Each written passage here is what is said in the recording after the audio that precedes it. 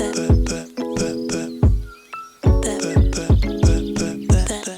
guys, welcome to another What I Eat in a Day video. It's been a long time since my last upload and I know a lot of you are wondering where I've been. I am okay, I just had to take some time off from YouTube for personal reasons. Every year around this time I do a 4-week cleanse, so I decided to film for you what I eat on one of those cleanse days. So I hope you enjoy this video. Let's get started.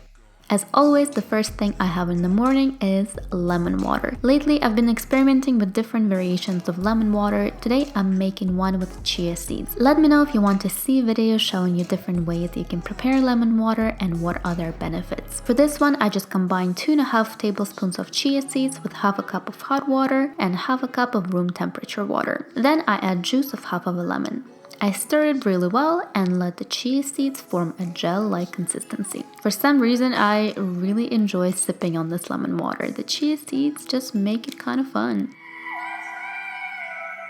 Then it's time for breakfast. During my 4 weeks cleanse, I pretty much always make a green smoothie or a green juice for breakfast. After a while, it actually feels weird having something else because I get so used to it. Today for my smoothie, I'm adding some water, followed by frozen bananas, tangerines, cucumber, a couple of dates to make it sweeter, and lots of spinach. Spinach is a great source of iron. It's actually a good idea to combine it with fruits and vegetables that are high in vitamin C like tangerines, as it improves the iron absorption. Plus, tangerines make your smoothie taste even better, so why not? This amount of ingredients makes about 5 cups of smoothie. Look how amazing this color is.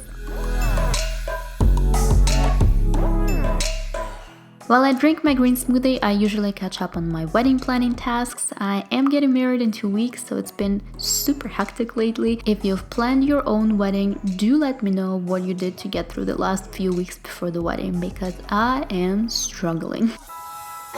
I didn't feel like snacking that much that day, so I just had a handful of almonds. And now it's time for lunch, and I'm making my new obsession, a homemade miso soup. And for all of you who are wondering about the eggs in my fridge, my fiance is not vegan, so we do have some non-vegan food at home. Back to my epic miso soup. I make mine with the enoki and shiitake mushrooms, which are not only delicious, but are also full of vitamins and essential minerals. I use organic brown rice miso paste for my soup, which is really flavorful and nutritious as well. Miso paste is a fermented product and is full of probiotics, so it helps to improve digestion and your immune system. It's also a great vegan source of protein and B vitamins. It's definitely one of those foods you want to include in your diet. The first thing I do is cut the mushrooms into strips. Enoki mushrooms are so cute. I love how tiny they are.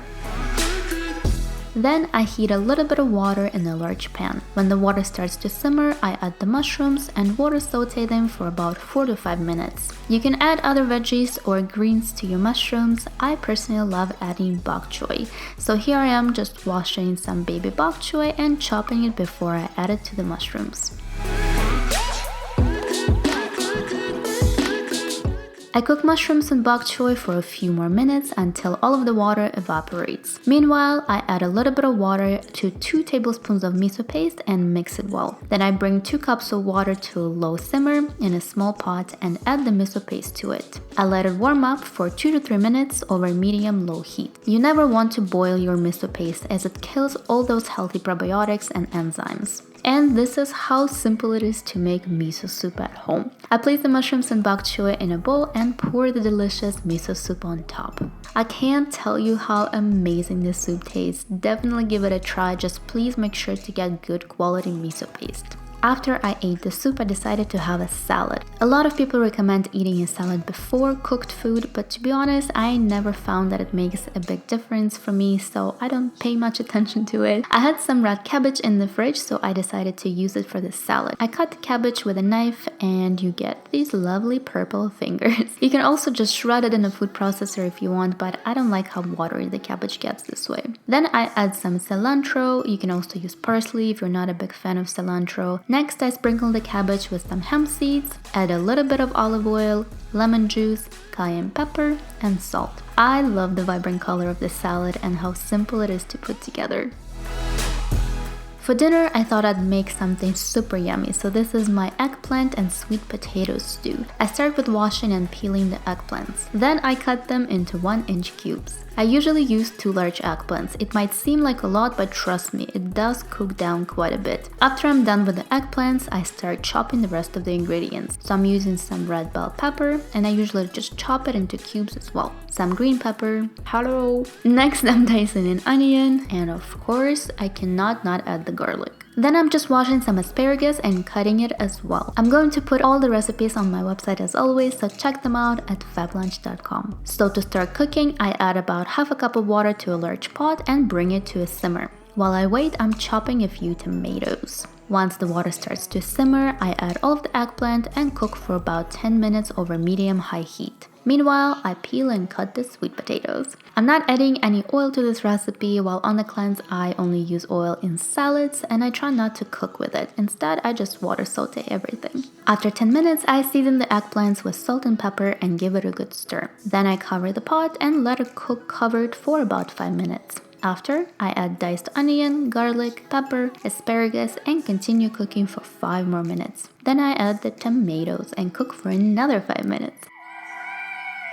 Finally, I season everything with dried oregano, basil, and paprika. Then I add the sweet potatoes. I then cover the pot, lower the heat to medium-low, and cook for about an hour. While the stew is cooking, I decided to quickly make a salad. This is my take on the Shirazi salad, which is a popular Persian dish. It's really refreshing and flavorful, so I'm excited to show you how to make it. First, I dice some cucumber, then tomatoes, next a few celery stalks, red onion. For the herbs, I use fresh cilantro, parsley, and mint. I place the herbs in a small bowl, then I add mixed garlic to it, a little bit of olive oil, and lime juice. Then I season it with salt and pepper and give it a good stir.